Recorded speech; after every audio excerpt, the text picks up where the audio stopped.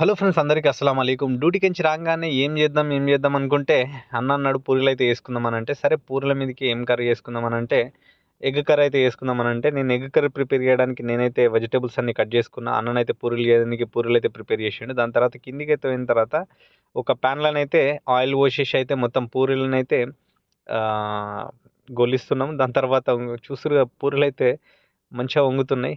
అన్న కొంచెం మైదా పిండి, ఆ పిండి అన్నీ 2 కలిపి పెట్టేసిండు. సూపర్ అంటే సూపర్‌గానైతే వచ్చేసినాయి పూరీలు. కొంచెం లైట్‌గా బ్రౌన్ కలర్‌లో వచ్చేటట్టుగా చేసుకోవాలి. దాని తర్వాత కోడిగుడ్లయితే సైడ్‌కు పెట్టేసుకున్నాం మేము, ఉడకబెట్టలే. దాని తర్వాత కర్రీ వండనీకైతే అన్నీ ఏసేసిన తర్వాత టమాటాలు కూడా ఏసేసినాం. ఏసేసిన తర్వాత ఒకవైపేమో అన్న పూరీలు, ఒకవైపేమో నేనేమో ఎగ్ కర్రీ అయితే చేస్తున్నా. పూరీలైతే చూస్తేనే మస్తు అంటే సాఫ్టీగా, క్రిస్పీగా 2 ఉంటాయి. మా వోళ్ళైతే ఇక్కడ మెయింటెనెన్స్ పనైతే చేస్తుర్రు. దానిష్ ఇంకా ఆయనతోటొచ్చిన ఒక కోవర్కర్ కూడా ఉన్నాడు. వాళ్ళిద్దరు కలిసి కూడా మెయింటెనెన్స్ పనైతే చేస్తుర్రు. పూరీలు తినుర్రి అనంటే నేను కొంచెం పనుంది తర్వాత తింటామని చెప్పేసిర్రు. ఎవరికైనా ఆఫర్ చేయడం అనేది చాలా మంచి విషయం. అదైతే మన టమాటా కర్రీ అయితే రెడీ అయింది. టమాటా కర్రీ రెడీ అయిన తర్వాత కోడిగుడ్లయితే ఉడకబెట్టేసిన. దాని తర్వాత ఇక్కడ చూస్తుర్రుగా పూరీలైతే చాలా బాగానైతే పొంగినాయి. చూస్తుర్రు గదా! ఇంకా కొన్ని బాకీ ఉన్నాయి. అవన్నీ అయిపోయిన తర్వాత టమాటా కర్రీ అయితే రెడీ అయిపోయిన తర్వాత కొంచెం కొత్తిమీర ఏసిన. దాని తర్వాత కోడిగుడ్లు అయితే ఉడుకుతున్నాయి. ఉడికిన తర్వాత కోడిగుడ్లను తీసి టమాటాలలో ఏసేయాల.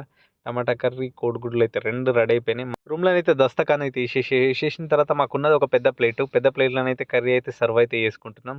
అందరం కలిసి ఒకటే ప్లేట్‌లో తింటాం. దాని తర్వాత చూస్తుర్రుగా పూరీలైతే ఉన్నాయి. ఒక్కొక్క పూరిని కొంచెం ఎగ్గుతో అలా పెట్టుకొని తింటే ఎట్లుంది భయ్యా అనంటే అదిరిపోయిందా అని చెప్పిండు ఆయన.